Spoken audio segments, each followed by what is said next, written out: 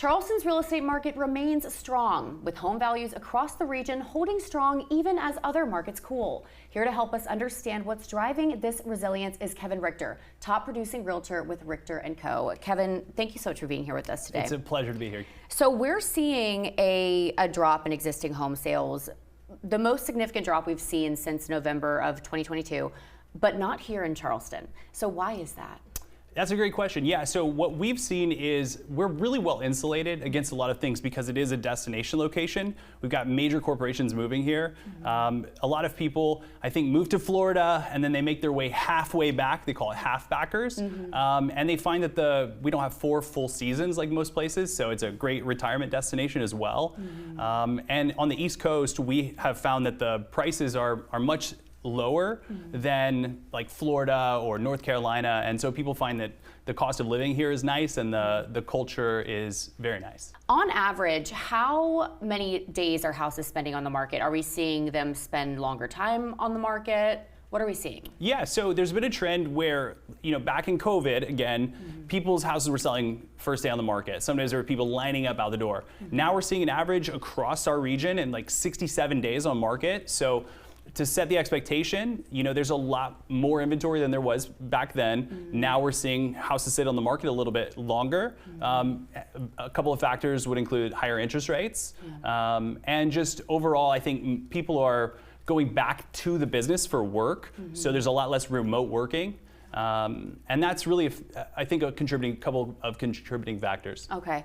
And obviously we're a little biased because we live here in Charleston. It's, the most wonderful place to live. But can you talk a little bit about, for example, downtown, it will consistently remain high value because of the location. But can you kind of further explain why these historic neighborhoods will remain high value neighborhoods? Sure. So what we're seeing right now is a lot of people that are entering the market on the purchase side also have a really beautiful home to sell. So we're seeing a lot more homes hit the market as a result. So I think location.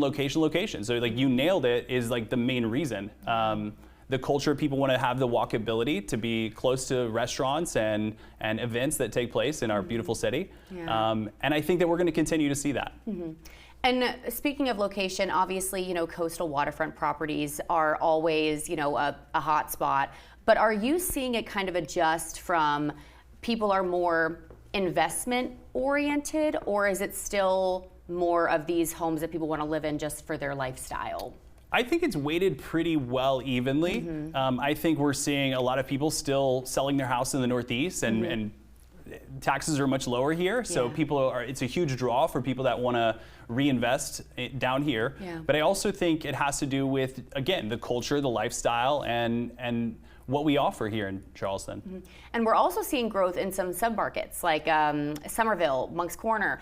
What is driving buyers there? Absolutely, yeah. So there's a lot of new home communities that are popping up all over the place, and the builders are giving great incentives to offset the cost of purchasing a home. So you've got closing cost coverage by a lot of the builders. They're offering a considerable rate buy down to make it more affordable and more attractive for people to join into that Somerville market. Plus, obviously, award-winning schools. A lot of sister restaurants from Charleston have relocated to Somerville and the outskirts of our city. And those are all great draws, I think, overall. And last thing I want to ask you, Kevin, so will there be any trends or signals that you watch closely to kind of see any trends or signals you're watching closely that could impact the Charleston market over the next few years? Is there anything? Yeah, so we still have spurring commerce coming out here in the greater Charleston area. So like Elon Musk is building a new building out in the Ridgeville area, and Volvo and Bosch and Google and Mercedes, they continue to expand. So as those giant commercial companies continue to find a new home here in Charleston, I think it's going to continue to give us some more jobs. I think everybody's watching the interest rates. They're between like 6 and 7% right now. People are on my team, finding great negotiation power in saying, hey, you've got all this equity in your house. We'll give you like 98%. Give us a little bit to offset our costs for our purchase, and then you get all that equity that you've accrued over the past few years. So I think that's something that we've found really great success at Richter & Co. and myself for my clients.